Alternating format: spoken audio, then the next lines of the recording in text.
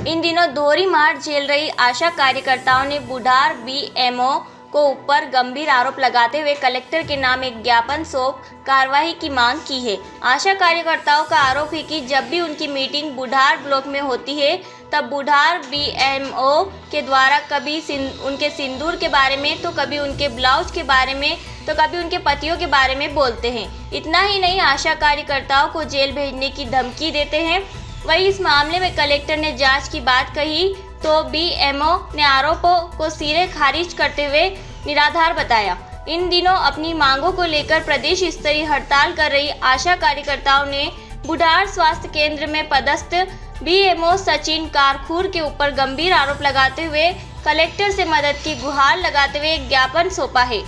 आशा कार्यकर्ताओं का आरोप है कि जब भी उनकी मीटिंग बुढ़ार ब्लॉक में होती है तब बुढ़ार बीएमओ के द्वारा कभी उनके सिंदूर के बारे में, तो कभी उनके यूनिक ब्लाउज के बारे में, तो कभी उनके पतियों के बारे में बोलते हैं। इतना ही नहीं, आशा कार्यकर्ताओं को जेल भेजने की भी धमकी देते हैं। उनकी इन हरकतों से वे परेशान हैं।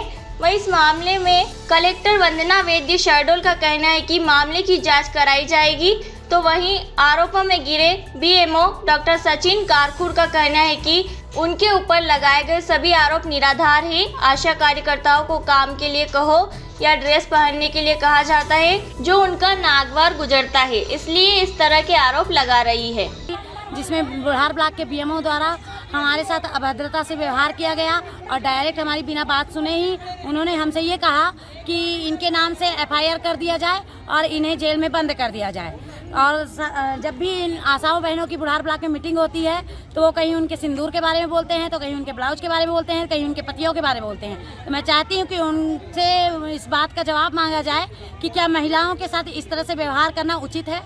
देखिए, जो आशा मेरे ऊपर आरोप लगा रही हैं कि मैं मांग सिंदूर पूछता हूँ, ब्लाउज को पूछता हूँ, तो ये सब लगाए गए आरोप निराधार हैं। उनसे काम के लिए कहूँ या उनको ड्रेस कोड के लिए बोलूँ, तो अस्पताल में ड्रेस कोड पहन के आना नहीं है।